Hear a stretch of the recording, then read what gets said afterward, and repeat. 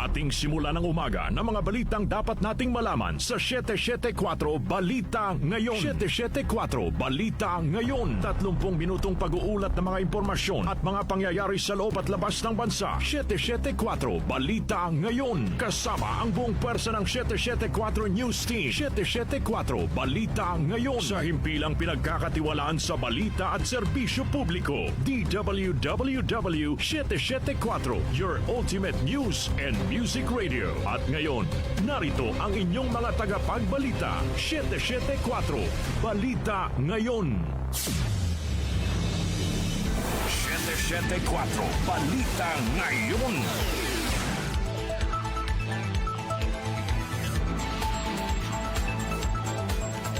Magandang umaga, Luzon, Visayas at Mindanao. Ngayon po ay araw ng Huwebes, July 16, 2026. Narito na ang 774 Balita Ngayon. 774 Balita Ngayon.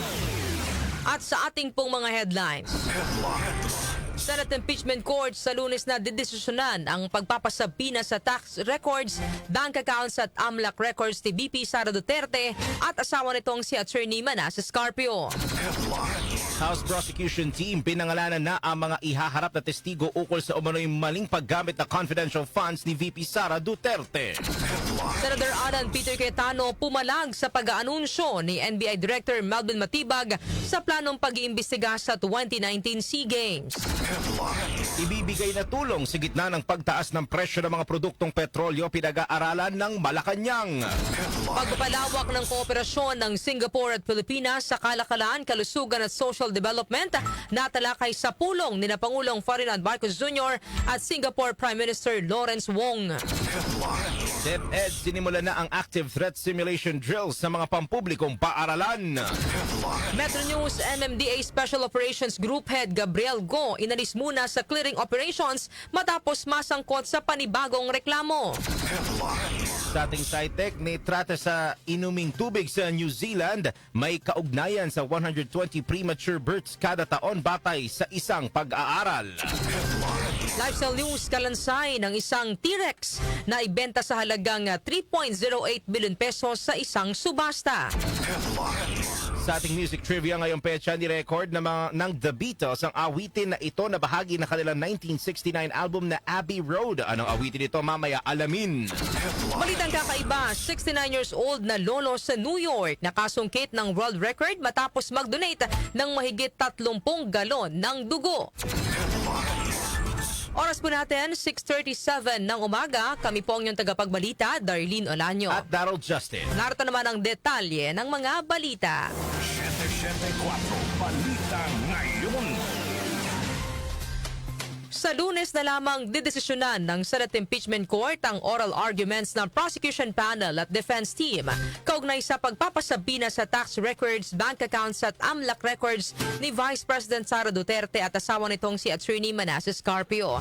Matapos ang isinagawang caucus kahapon, sinabi ni Presiding Officer Chis Escudero na napagkasunduan nilang sa Lunes na lamang desisyonan ang oral arguments upang mapag-aralan ng mga senator judge ang mga komplikadong issue at argumentong inilatag ng dalawang kampo.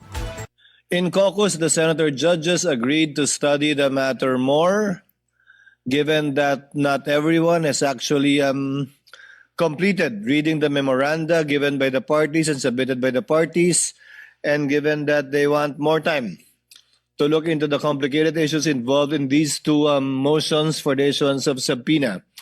The senator judges agreed in caucus to decide on the matter on Monday, and that on Monday, senator judges who wish to ask the parties questions will be afforded the time to ask these questions again on both sides. Samantala, winidraw ng prosecution at hindi na paharapin sa Senate Impeachment Court ang 5 sa kanilang mga natitirang testigo sa Article 4 o ang pagbabanta ni VP Sara kay Pangulong Ferdinand Marcos Jr., First Lady Liza Araneta Marcos at dating House Speaker Martin Romualdez. Kabilang dito ang kinatawan mula sa PNP Firearms and Explosive Office. Ang dalawang journalist na sina Michael Flores at Bons Magsambol, Sheriff Abe Andres, ang family member ng biktima ng pagbabanta ni VP Sara at ang psychiatrist witness na inaasang magbibigay ng testimonya tungkol sa umano'y estado ng pag-iisip ng pangalawang Pangulo. 774 Balita Ngayon. Pinangalanan na ng House Prosecution Panel ang unang batch ng mga testigo na ihaharap para sa Article 1 na tumatalakay sa alegasyon ng maling paggamit ng confidential funds ni Vice President Sara Duterte. Kabilang sa mga testigong tinukoy ng prosekusyon ay sina Marivic Pareha ng House Legislative Archives and Museum Management Service, Violeta Constantino at Nenita Camposano, mga empleyado ng Land Bank at Land Bank President Lynette Ortiz. Naglabas ang Senate Impeachment Court ng mga sabina para atasan ng mga testigo na dumalo sa mga pagdinig na nakatakda sa July 21 at 22. Samantala, si NBI Director Melvin Matibag na ang huling testigo ng prosekusyon sa Article 4 at pinahaharap ito sa darating na Martes, July 21. Samantala, pinapalutang na planong pagpatay kay VP Sara Duterte hindi suportado ng anumang ebidensya. Detalye mula kay Grace Mariano. Binigyang diin ng House Prosecution Panel na walang anumang ebidensya ang sumusuporta sa pinalulutang na planong pagpatay kay Vice President Sara Duterte para bigyang katwiran ang pagbabanta nito sa buhay ni Pangulong Ferdinand Marcos Jr. at iba pang personalidad. Ayon kay prosecution legal spokesperson Attorney Benjamin Tolosa Jr., batay ito sa findings ng National Bureau of Investigation at testimonya sa impeachment trial ng testigo na si NBI Regional Director Attorney Jeremy Lotoc. Sa mga nagdaang araw ng paglilitis ay binanggit ng abogado ng depensa ang Oplan Romanov na siyang ugat ng pagbabanta ni VP Duterte kay PBBM at iba pang personalidad na inihayag niya sa kanyang online press con noong November 23, 2024. Pero diin ni Tolosa lumabas sa impeachment trial na ang Oplan Romanov ay unang binanggit ni Davao City Mayor Sebastian Baste Duterte bilang direktang babala kay Pangulong Marcos at kanyang pamilya. Diin naman ni House Trial Spokesman Representative Zia Alonto Adjong naging bukas ang NBI para imbestigahan ang Oplan Romanov pero hindi nakipagtulungan si VP Duterte at ang taga-suporta niyang nagbanggit din ito. Paulit-ulit din ho itong natalakay dun sa mga nakaraan na mga pagdinig, no? Na hanggang ngayon, maliwanag, wala hong kahit na anong ebidensya na sumusuporta dito. Itong usapin na Romanov na to, unang-una ho itong nabanggit ni Mayor Baste Duterte at ang konteksto ho nun ng pagkakasabi niya ay pagbabanta sa first family. She was invited, at Princess Maui was invited to share information what they know about Oplan Romanov. Diba?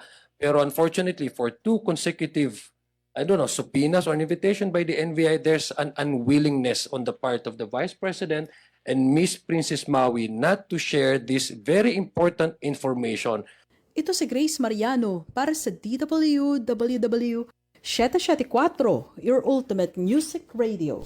Maraming salamat, Grace Mariano. 774 Balita Ngayon.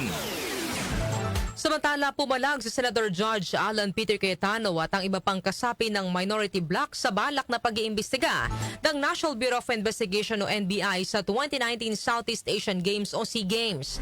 Mahabatid na si Cayetano ang chairman ng SEA Games Organizing Committee noong 2019. Bago magsimula ang oral arguments para sa sabina ng tax at banks records ni BP Sara Duterte at asawa nitong si Attorney Manasseh Carpio, tumayo si Cayetano at tinanong kung ang intensyon ba ng pagsisiyasat ng NBI ay para magdulot ng chilling effect sa kanilang mga senator judge para sa nakatakdang pagharap ni NBI Director Melvin Matibag sa Lunes sa impeachment trial. Iginit ni Cayetano na binabawasan talaga sila, lalo't ang mga kaalyado na sina Senador Jinggoy Estrada at Senador Rodante Marcoleta ay nahaharap na sa kaso at nakadetain na ngayon. Muli namang iginit ni Cayetano na hindi matitibag ni Matibag ang Senado at ang impeachment court. My point, Mr. President, Mr. Presiding Officer, he could have not announced it and investigated. Iimbestigahan mo, tingin mo may mali, iimbestigahan mo, but it is unfair to me and unfair to the court that kung kailan siya patatawag siya sa Monday, intimidate mo ako, hindi kita tatanungin sa Monday dahil mag-a-announce ka na iimbestigahan mo. Tapos sasabihin mo may insertion, tapos sasabihin mo hindi liquidated. Liquidated po lahat yun. No, I'll repeat what I said when I was Senate President. Director, hindi mo kami natibag. So wag mo try itibagin tong representation na to o itong impeachment court because what you're doing is not helping. Investigate whatever you want to investigate. You want to investigate ba't ako nagpatubo ng balbas? Investigate mo, no problem with me. Pero wag mo nang i-announce kasi nga naaapektuhan yung integrity ng court. Yan po ang pahayag ni Senador Judge Alan Peter Cayetano. Samantala, iginiit naman ni Matibag na kailangang imbestigahan ng 2019 SEA Games, partikular ang pagpapagawa ng New Clark City Sports Complex. Ayon kay Matibag, may hawak na silang mga dokumento na magpapatunay na mayroong mga anomalya sa pag-organisa ng sport event. Dagdag ni Matibag, bumuo na ang ahensya ng task force na mag-iimbestiga sa mga anomalyang nakapalibot dito. We in possession of documents already na meron talagang kailangang imbestigahan because there are huge amount of money na involved dito. If you recall, there was no bidding na ginawa rito, tapos unliquidated, so marami na kailangan tingnan. Hindi naman to renewed interest. It so happen na may mga lumabas kayo na dokumento which will lead us to investigate. Kasi lahat naman talaga ng issue na pumapasok dito with regards to corruption or anything, even ordinary cases, pag dinala sa akin, we will investigate. Yan po ang pahayag ni NBI Director Melvin Matibag. 774 Balita Ngayon. Pinag-aaralan na ng Malacanang ang mga posibleng hakbang upang matulungan ang mga sektor na maaapektuhan ng pagtaas ng presyo ng mga produktong petrolyo sa gitna ng panibagong tensyon sa Middle East. Ayon kay Palace Press Officer Claire Castro, nais ni Pangulong Ferdinand Marcos Jr. na matiyak na walang Pilipinong maiiwan, kaya sinisiguro ng pamahalaan na makapagpapatupad ng mga hakbang sa balansing paraan. Nang matanong naman ukol sa hirit ng transport group na Pasang Mazda na ibalik ang pisong additional minimum fare increase na sinuspende noong Marso, sinabi ni Castro na patuloy pang nire-review ang usapin.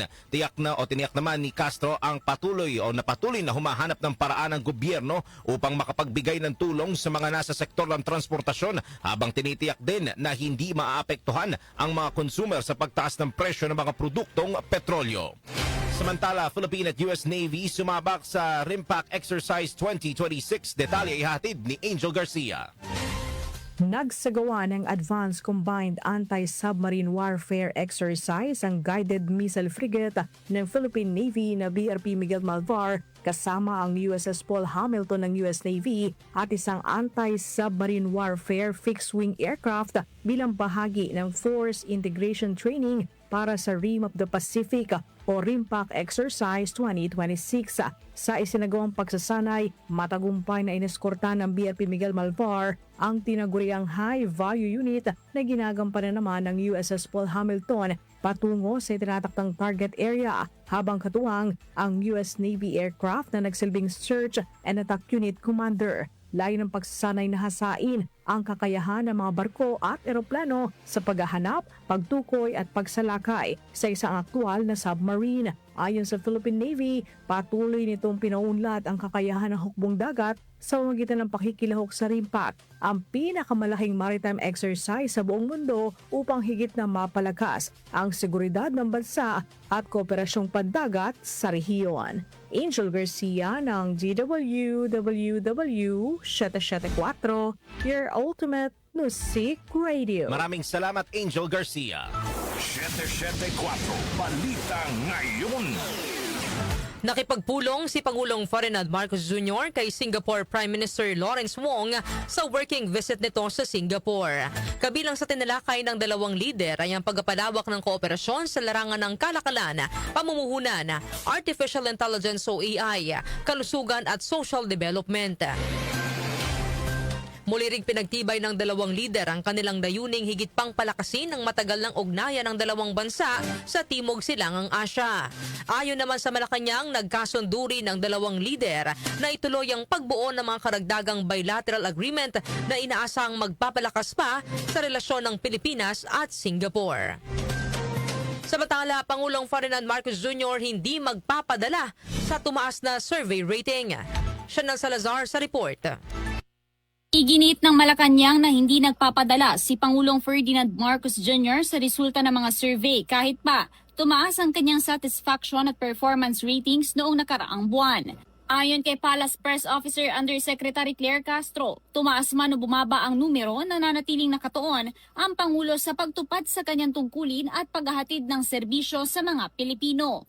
Prioridad anya ng administrasyon ang pagdadala ng mga programa, tulong at serbisyo sa publiko at hindi ang paghabol sa mataas na ratings. Nilinaw naman ng palasyo na hindi nito sinasantabi ang resulta ng survey. Ginagamit pa rin anya ito ng mga miyembro ng gabinete bilang gabay sa pagpaplano at pagpapalakas ng mga programa at proyektong ipatutupad. Ang Pangulo ay hindi po apektado ng numero. Tumaas yan, bumaba yan. Ang focus ng Pangulo ay magtrabaho. Kung ano ang kailangan maipaabot sa ating mga kababayan, yun po ang gagawin ng ating Pangulo at ng administrasyon na ito. Sa susunod ulit, next month, next week, meron na namang survey. Uulitin ko lang po ang aking sagot. Tumaas, bumaba, ang Pangulo po ay hindi apektado ng numero. Tuloy-tuloy lang po ang pagtatrabaho, hindi bakasyon. Batay sa survey ng Social Weather Station noong Hunyo, umakyat sa 38% ang performance rating ni Pangulong Marcos mula 33% noong Marso. Tumaas din ang kanyang performance rating sa lahat ng pangunahing rehiyon sa bansa. Ako si Chanel Salazar ng DWWW 774, your ultimate music radio. Maraming salamat, Chanel Salazar. 774 Balita Ngayon. Sinimulan na ng Department of Education o DepEd ang pilot implementation ng Active Threat Simulation Drills sa mga pampublikong paaralan sa bansa. Pinangunahan ni Education Secretary Sani Angara ang paglulunsad ng programa sa National Safe School Summit and Safety Drill sa Manila Science High School, kung saan isinagawa ang synchronized lockout, lockdown at evacuation simulation kasama ang mga estudyante, guro, school personnel at mga lokal na otoridad. Sa simulation, isinagawa ng mga kalahok ang tamang hakbang kapag may aktibong banta sa loob ng paaralan, kabilang ang pagsasara ng pinto at bintana, pagsasilent ng mga mobile device, pagtatago sa ligtas na lugar at maayos na paglikas kapag nakumpirma na ligtas na po ang daan. Ang inisyatibang ito ay bahagi ng mas pinaigting na school safety measures ng pamahalaan kasunod ng mga nagdaang insidente ng karahasan sa ilang paaralan. Samantala, Oplan kontrabahan ng DPWH pinaigting ahensya nakikipag-ugnayan na sa mga sangay ng pamahalaan para sa pagpapalawak ng mga daluyan ng tubig baha. Ang detalye ihahatid ni Gina Mape. Puspusan na ang pagkilos ng Department of Public Works and Highways upang maibisa ang epekto ng matinding pagbaha lalo at madalas na ang mga pagulan. Ayon kay Public Works Secretary Vince Dizon, nakikipagtulungan na ang DPWH sa mga ahensya ng gobyerno at mga local government unit sa ilalim ng Oplan Kontrabaha Initiative. Layon ng Oplan Kontrabaha ang mas epektibo at efficient flood control management upang hindi na anya maabala ng baha ang mga residente, motorista, commuter at mga estudyante.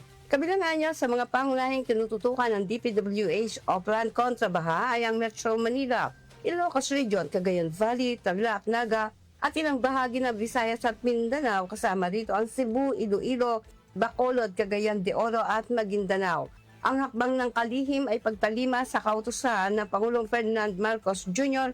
para sa walang tigil na paglilinis, pagpapalawak at dredging ng mga pangunahing daluyan ng tubig upang mapabilis ang paghupa ng baha sa mga flood-prone at low-lying areas ngayong madalas na ang pag-ulan. Ako si Gina Mape ng DWWW 774, your ultimate music radio. Maraming salamat, Gina Mape. 774 Balita Ngayon. Oras po natin, 6 na minuto. Bago mag alas 7 ng umaga, kami pa rin po ang inyong tagapagbalita, Darlene Olanyo. At Daryl Justin. 774 Balita Ngayon. Metro News. Metro News. Pansamantalang inalis ng MMDA sa clearing operation si MMDA Special Group Head Gabriel Go sa gitna ng isinasagawa ng investigasyon ng ahensya matapos masangkot sa panibagong reklamo si Go. Ito ay kaugnay ng viral video ng panguhuli nito sa isang guro na walang suot na helmet habang nagmomotorsiklo. Sa statement ay nilabas ng MMDA nakasaad na nakarating na sa kanilang kaalaman ng insidente at natanggap na rin nila ang mga liham mula sa iba't ibang grupo. Tiniyak ng MMDA na iniimbestigahan na na kung may pananagutan si Go at pinagsusumite na rin ito ng paliwanag sa pamamagitan ng isang show cause order. Nauna nang kinundina ng Teachers Dignity Coalition o TDC ang agresibong panguhuli ni Go sa isang guro na nahuling nagmamaneho ng walang suot na helmet. Gate ng TDC, nalabag ang karapatan ng guro nang patuloy pa rin siyang kuhanan ng video ni Go sa kabila ng pakiusap nitong huwag siyang kuhanan ng video. Isa pang Metro News, banta sa Malabon National High School, negatibo ayon sa Northern Police District. Detalye po ihatid ni John Bakiran.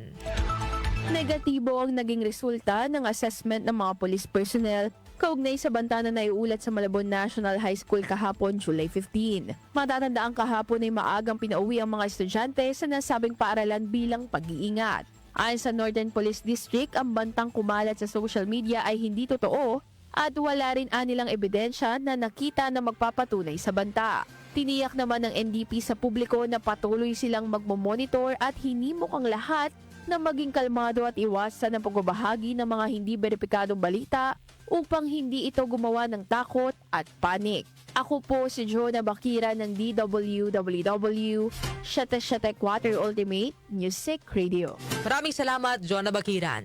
Foreign exchange rates. Foreign exchange rates. Narito na po ang update para sa ating foreign exchange rates. Ang palitan po ng piso kontra dolyar ay nasa 61 pesos at 69 centavos. Nasa 70 pesos at 45 centavos naman ang palitan ng piso kontra euro, habang ang British pound ay nasa 82 pesos at 61 centavos. Ang palitan naman ng piso kontra Saudi Riyal ay nasa 16 pesos at 43 centavos, habang ang Japanese yen ay nasa 38 centavos. Lotto results. Lotto results. Update naman po tayo sa resulta ng Lotto. Iatid po sa atin ni Jackie Maestrado Rubio. Ang bahaging ito ay hatid sa inyo ng Philippine Charity Sweepstakes Office. Pagkakaisa para sa hawang gawa. Narito ang recap ng resulta ng July 15, 2026 draw ng Grand Lotto 655 at Mega Lotto 645. Para sa Grand Lotto 655, ang winning number combinations ay 20, 3, 48, 9, 33, at 13. Muli ang winning number combinations ay 20, 3, 48, 9, 33, at 13. Mayroon ditong jackpot prize na 7,749,422 pesos. Sa Mega Lotto 645, ang winning number combinations ay 4, 24, 45, 9, 44, at 21. Muli ang winning number combinations ay 4, 24, 45, 9, 44, at 21. At may jackpot prize ito na 15 million pesos. Yan ang recap ng resulta ng July 15, 2026 draw ng Grand Lotto 655 at Mega Lotto 645 ng Philippine Charity Sweepstakes Office. Narito naman ang jackpot estimates mamayang gabi. Ang Lotto 642 ay 16 million pesos, habang 74 million pesos naman sa Super Lotto 649. Ang bahaging ito ay hatid sa inyo ng Philippine Charity Sweepstakes Office. Pagkakaisa para sa hawang gawa. Ako po si Jackie Maestrado Rubio ng DWWW 774, your ultimate music radio. Maraming salamat, Jackie Maestrado Rubio.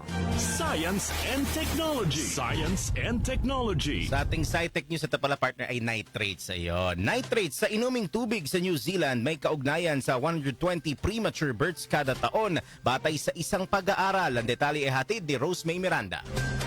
Humigit kumulang 120 premature births o maagang panganak sa New Zealand bawat taon ang maaaring dulot ng pagkakalantad sa inumin tubig na kontaminado ng nitrates mula sa industriya ng pagsasaka.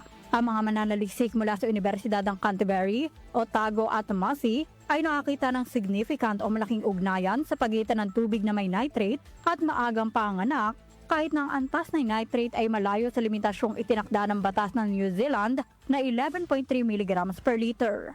Batay sa pag-aaral na nagsuri sa mahigit 735,000 na panganak sa pagitan ng taong 2008 at 2021 at nakatakdang ilimbag sa Environmental Research Journal sa Setyembre, nakasaad na tumataas ang panganib habang tumataas din ang nitrate concentrations kung saan mas malakas ang ugnayan sa mas malalang resulta. Itinuturo ang paggamit ng pataba at dumi ng mga hayop bilang pangunahing sanhi ng mga nitrate pollution. Ang isyong ito ay mainit na pinagdedebatehan sa New Zealand kung saan pangunahing bahagi ng ekonomiya ang dairy sector na inaasahang mag-aambag ng $16.56 billion na kita sa pamahalaan hanggang nitong Hunyo. Sa kabila nito, umapila ang environmental group na Greenpeace na panagbuti ng mga dairy company at higpitan na regulasyon sa paggamit ng synthetic nitrogen fertilizer. Manatiling may kaalaman sa gamit teknolohiya sa gitna ng pagiging moderno ng ating mundo. Ako si Rosemary Miranda ng DWWW Shatek 4, Ultimate Music Radio. Maraming salamat, Rosemary Miranda. Lifestyle News. Lifestyle News. Kalansay ng isang T-Rex na ibenta sa halagang 3.08 billion pesos sa isang subasta. Detalye po ay hatid ni Mika Fajardo. Naisubasta sa tumatiginting na halaga na $50.1 million o 3.08 billion pesos ang isang kalansay ng Tyrannosaurus Rex na binansagang Gus sa auction house sa Sotheby's sa New York na hinigitan ng dating record sa pinakamahal na fossil dinosaur na naibenta. Siga sa isa sa mga pinakakompletong kalansay ng T-Rex sa buong mundo na may 183 fossilized na buto at natuklasan sa isang cattle ranch sa South Dakota noong 2021. Ang higanteng hayop ay nabuhay mga 72 hanggang 66 na milyong taon na ang nakalilipas, isang panahon na nailalarawan sa mainit na klima, mataas na level ng tubig at malawak na kapatagan sa baybayin na bahain. May sukat ang kalansay na 38 talampakan ng haba ng katawan, kaya ito ang isa sa pinakamalaking T-Rex na natuklasan at humigit kumulang 63% ng kompleto. Ang nangyaring subasta ay nagtatampok ng isang mabilis na paglago ng merkado para sa mga buto ng dinosaur na isang trend na umani ng kritisismo mula sa ilang paleontologists dahil sa mga specimen na napunta sa mga pribadong kamay. Ang dating record para sa isang subasta ng fossil ay ang apex na Stegosaurus na binili sa halagang $44.6 million o 2.75 billion pesos noong 2024 ng bilyonaryong hedge fund na si Ken Griffin. Ako po si Mika Fajardo ng DWWW Shatek 4, your ultimate music radio. Maraming salamat, Mika Fajardo. Music Trivia. Music Trivia. Ngayong petsa naman po mga ka-music ni record ng The Beatles ang awitin na ito na bahagi ng kanilang 1969 album na Abbey Road. Anong awitin kaya ito? Alamin natin sa Music Trivia ni Kenny Gacosta. Blessed Thursday morning, narito na ang hatid ko sa inyong Music Trivia. Ngayong petsa na ito, July 16 taong 1969, nirecord sa EMI Studio sa London ng iconic English rock band na The Beatles ang awitin na Here Comes the Sun. Ang kanta ay bahagi ng 11th iconic studio album ng banda na Abbey Road na nirelease naman noong September 26, 1969 sa ilalim ng Apple Records. Isinulat ng isa sa mga miyembro ng banda na si George Harrison ang Here Comes the Sun at produce naman ng record producer, arranger, composer and conductor na si Sir George Martin. Sa bahay ng kanyang kaibigan na si Eric Clapton, isinulat ni Harrison ang naturang kanta na may kaugnayan sa mahirap na kalagayan na pinagdaanan niya noong mga unang buwan ng 1969, gaya ng pansamantalang pag-alis sa The Beatles, problema sa kalusugan bunsod ng pagtanggal ng kanyang tonsils at pagkakaaresto ng mga otoridad dahil sa iligal na gamot. Samantala, maliban sa Here Comes the Sun, ilan pa sa mga awitin na bahagi ng Abbey Road album ay ang Come Together, Something, Maxwell's Silver Hammer, Her Majesty at Oh Darling. At yan, hatid ko sa inyo Music Trivia. Ako po si Kenny Gacosta ng DWWW Shatek 4, your ultimate music radio. Maraming salamat, Kenny Gacosta. Balitang Kakaiba. Sa atin naman pong balitang kakaiba, nasungkit ng 69 years old na lalaki sa New York ang Guinness World Record na most whole blood donated male category. Makaraan siya makapag-donate ng aabot sa 30 galon ng dugo. Ayon sa Guinness, taong 1980, nagsimulang mag-donate ng dugo si Dan Ryan matapos siyang hikayati ng kanyang yumaong kapatid. Sinabi ni Dan na noong una ay tumanggi siya, ngunit pumayag din siya nang asarin siyang duwag ng kanyang kapatid. Mula noon, naging regular na donor na si Dan at sa nakalipas na 46 years, minsan lamang siyang napilitang huminto sa pagdodonate ng dugo dahil kinailangan niyang magpagamot para sa sakit na malaria. Dahil sa kanyang dedikasyon, nakatanggap na siya ng 32 milestone pins mula sa American Red Cross na ginawan pa niya ng espesyal na frame na gawa sa kahoy. Naagaw ni Dan ng world record kaya Paritosh Bagay ng India na nakapagtala ng 241 donations noong 2024. Yan po ang ating balitang kakaiba ngayong araw po ng Huwebes.